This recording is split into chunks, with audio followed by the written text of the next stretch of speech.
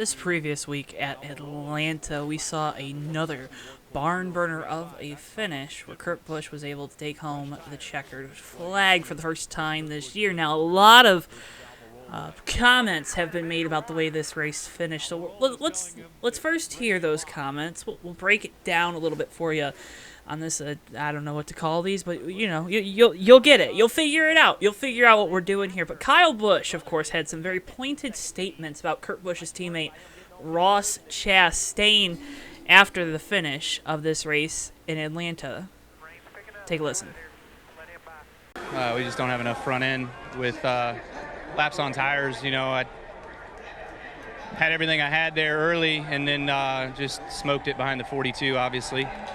Shows you what kind of driver he is. He's also going to admit there that he had no front end. Now let's see how Kyle got the lead. He was running behind Kurt before pit stops, pit a lap early, short pit. Going to be able to get on by him here off of turn number 2 with a decent-sized gap. Pretty manageable gap there. Now we look forward to the race. Up in front, that's Ross Chastain, Kurt Busch's teammate. Watch him go down into turn 1. He's going to go to the bottom.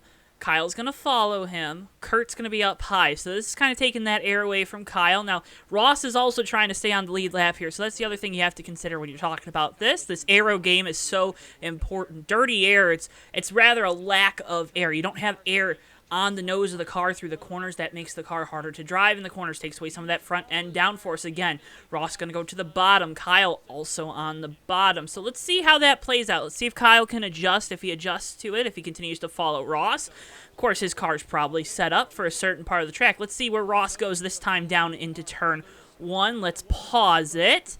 Ross on the bottom again. Kyle going to go up high. He's going to make that adjustment. Up high in 1 and 2 has been the better line all throughout the race, it seems like. You get a good run down the back straightaway, then you really want to try to wrap the bottom. Kurt also adjusting his line. You saw there, he ran the middle of the track, so that way he wasn't in the aero wake from the 18 down here into 3 and 4. Kyle going to run up high. We don't really get a good view of where Ross is. Have to think Ross is probably on the bottom. Not going to get a view of it. Kurt on the bottom as well. Again, 3 and 4, you kind of want to be on the bottom. Talking about Kurt, he's closing that gap ever so slightly, has had the best car all day long. Even Kyle would say as much. Going to go look back at Alex Bowman, Martin Truex. Truex is going to end up getting by Bowman. But back to the lead. We'll really focus on this lead battle. Kurt, he's about 5/10, 6/10 of the second back. Kyle going to be coming up right on the bumper of Ross. Ross going to go high with that late turn in on entry, but going to go to the bottom through the center. Kyle's going to have a little disturbed air there on entry. That's might cause him to screw up a little bit. It's okay, though. Ross going to go to the bottom. Going to try to, again, wrap that bottom, trying to take some different lines to the corner. That's probably a line that Kyle wouldn't be too happy with because you're not committing to a line as a lapped car. That can always be a frustrating thing. Again, now Ross going to go to the high side. And this is where you kind of realize what Ross is doing, and you can say, okay, that he's definitely trying to slow that 18 down. Remember, Ross trying to stay on the lead lap. It's all fair play. It's all fair game, in my opinion, but I digress. Just trying to let you know. Again, Ross now going to go up high. Kyle's going to be high. Kurt's going to continue to use that low line like he has all day long. They're also coming up on lap traffic. That's the 00 Quinn Half and the 53, I believe, of Josh Bilicki out front in that Ford.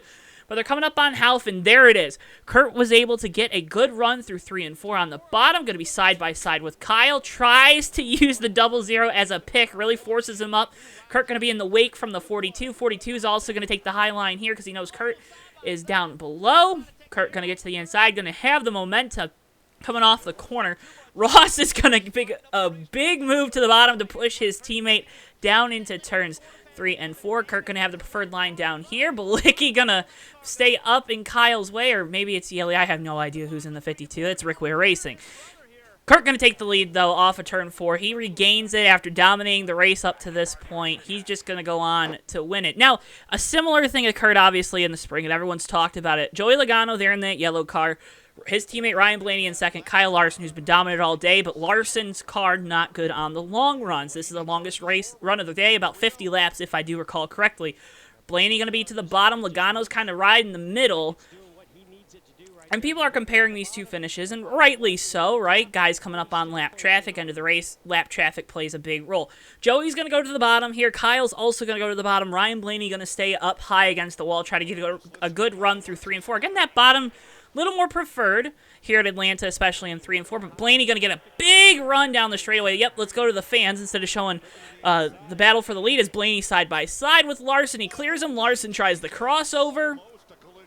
Logano going to be in Blaney's line down here into 1 and 2. So, you know, I mean, was he helping his teammate? Maybe, but not to the same level that we saw Ross really just kind of lay over, which I think is some people's issue with it, maybe.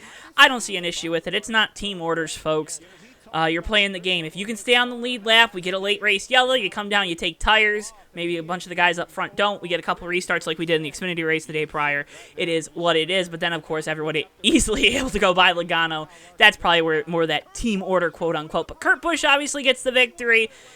He even admits about getting a little help from Ross. Take a listen. Shake and bake.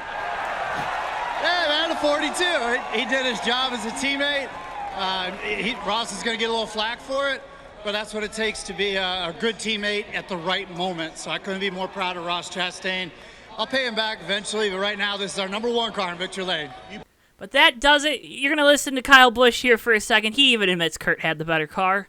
One was definitely better than us today. I just thought I had him, and we did, you know, but racing just didn't play out that way for us. So.